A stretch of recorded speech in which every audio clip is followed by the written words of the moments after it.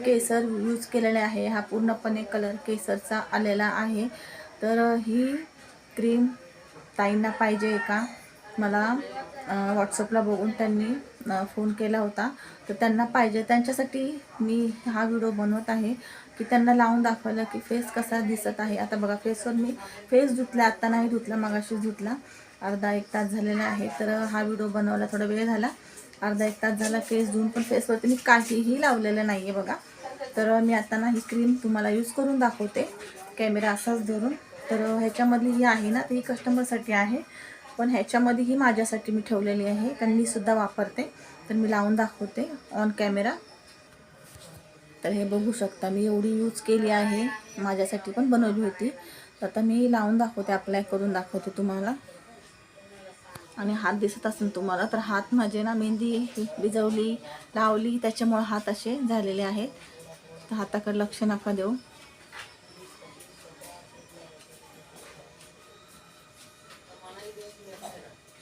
थोडीशी जास्त लावली तरी काय हरकत नाही। 1 महिन्याची आहे, तुम्ही 1 महिन्याच्या अगोदर संपली, 20 दिवस 15 दिवस तरीही काही हरकत नाही, पण 1 महिन्याच्या जास्त नका वापरू, कारण ह्याच्यामध्ये कोणतंही आपण प्रिझर्वेटिव्ह टाकलेले नाही आहे, त्याच्यामुळं जास्त दिवस वापरायची नाही आहे। तर मी इथे तुम्हाला ना क्रीम लावलेली आहे, पण मी फोन तिकडे स्टँडवर ठेवून मी तुम्हाला मसाज करून दाखवणार आहे, थोडक्यामध्ये हा व्हिडिओ बनवत आहे। चला, क्रीम लावली बघा, अप्लाय केलेली आहे। तर केवढी लावायची, आपल्याला जशी लागन तशी लावायची आहे। चला, अशा प्रकारे आपल्याला फेसला मसाज करायचा आहे, एकदम हलक्या हाताने आणि नॉर्मल एकदम मसाज करायचा आहे। जास्त प्रेस नाही करायचं आणि जास्तही नाही करायचं, कारण आपल्याकडं प्रत्येकाकडंच वेळ खूप कमी असतो। एवढा वेळ काढणंसुद्धा खूप महत्त्वाचं आहे आणि खूप गरजेचं आहे।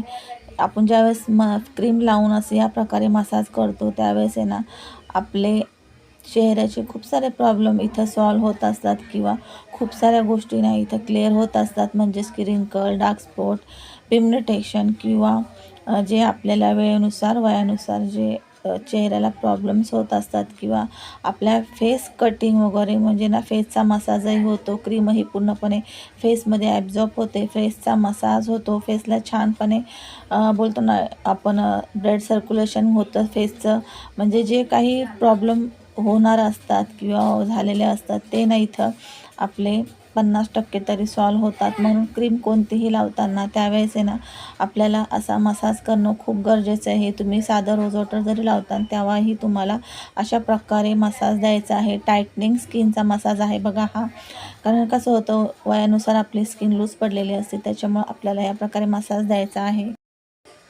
जास्त काही नाही, जास्त दिलं तरी काही फरक पडत नाही, अगदी 5 मिनटं जरी स्टेप केला तरी काही फरक पडत नाही। जेवढं होईल तेवढं तुम्ही करत जा। आणि हाच मसाज जर तुम्ही सकाळी उठल्यावर पण केला ना फेसला, तर खूप छान आहे, खूप छान अशी तुमच्या फेसला ना फेस कटिंग येणार आहे। आता ना इथं मी फोन हातामध्ये धरला म्हणून मी एका हातानेच तुम्हाला जवळून असा मसाज करून दाखवते। तर हा मसाज आहे ना, हा दाखवते मी, हा टायटनिंगसाठी, आपली स्किन टायटनिंग होण्यासाठी। वेळेनुसार किंवा वयानुसार आपल्याला बघा स्किन लूज पडते, किंवा कोणाच्या वयाच्या अगोदरच पडते, किंवा रिंकल्स वगैरे येतात, तर त्यासाठी नाही बघा, हे टायटनिंग मसाज आहे हा, हा खूप महत्त्वाचा आहे। सुरुवातीला क्रीम जी आहे ते आपल्याला आपल्या फेसमध्ये ॲब्झॉर्ब करायची आहे, नंतर हा मसाज द्यायचा आहे। वरच्या साईडला घ्यायचा आहे, खालच्या साईडला आणायचं नाही आपल्याला। कोणताही क्रीम, कोणताही फेसवॉश, कोणतंही काही प्रोडक्ट वापरताना त्यावेळेस आपल्याला ना वरच्या साईडला न्यायचं असतं, हे लक्षात ठेवा। हे बघा, हे म्हणजे हा पूर्ण आपल्या डोळ्याच्या वर्तुळाचा सुद्धा भाग आला पाहिजे, इथं प्रेस करायचं आहे, तसंच इथं